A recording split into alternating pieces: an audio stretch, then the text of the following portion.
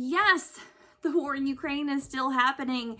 Yes, our American attention spans mean that unless you're working in the national security space, it might be easy to forget that the headlines have been moved on to, if I'm trusting my push notifications, things that really are much less important. Hi, this is Lindy Kaiser with clearancejobs.com. Last month, we had a slew of content about the war in Ukraine, kind of how that might affect your security clearance, ways that you might give responsibly and ways that you should potentially not be involved in terms of donating to a foreign country, serving with the Ukraine military. Obviously, if you have a current active clearance, is not the choice that you should make because you have a current active clearance. Leave that for the folks who have left their current military service behind. But as you know, this conflict continues to go on, you might wonder, could potentially being a Russian sympathizer, because I have seen that chatter online, or how could other comments that you make about the war in Ukraine or Russia affect your clearance eligibility? It's a nuanced question. Ask an attorney if you really want a legal take. This is my security clearance 101 take, but I have just seen a ton of chatter, obviously Twitter, where dreams go to die. You see just a lot of conversation about what's going on, and some folks talking about how there are people who are kind of advocating for the Russian side of it, people in Congress who, as we've talked about frequently at clearance jobs, do not get a clearance, go through a typical background investigation process. Much to some people's chagrin, they are granted their clearance eligibility based on their committee needs or status. So when you elect somebody into office, they frequently get access to classified information because of that role.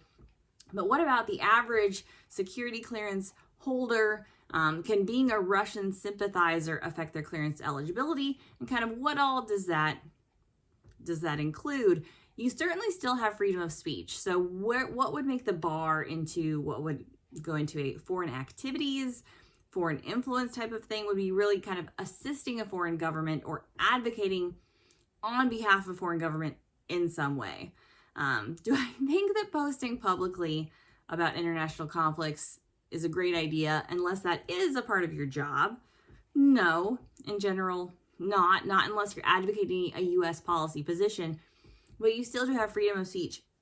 Even within this nuance, I've seen a lot of Twitter chatter about our BFF, Edward Snowden, not our BFF, but the irony of someone who advocates against authoritarianism, particularly as it obtains to internet privacy, now working on behalf at the behest of basically being, Putin's mouthpiece and talking at the whims of the Russian government. Because as we have seen, in Russia, you have to toe the Russian line. That's what it looks like to live in an authoritarian regime.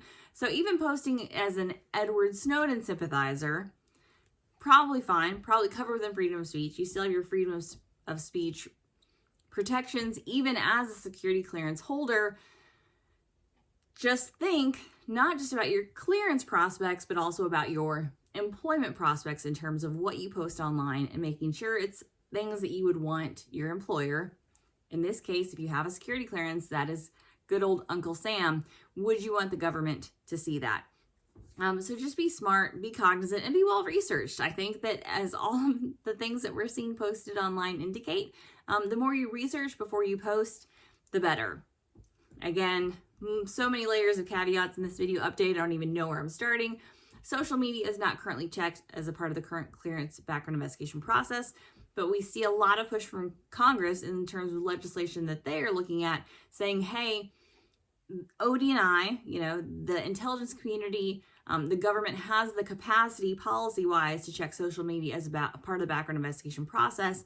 They could certainly do that, and that's where you could see some of these Russian sympathizer posts, even Edward Snowden posts kind of in promotion of what some of these people who are agents of the Russian government and working at the behest of the Russian government in many cases.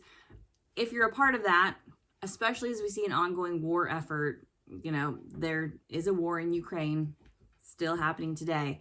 As you see that taking place, at some point, those posts could come back. So the internet never forgets. And so just being cognizant of what you publish is always the best practice, whether you have a security clearance, whether you want to get one or not.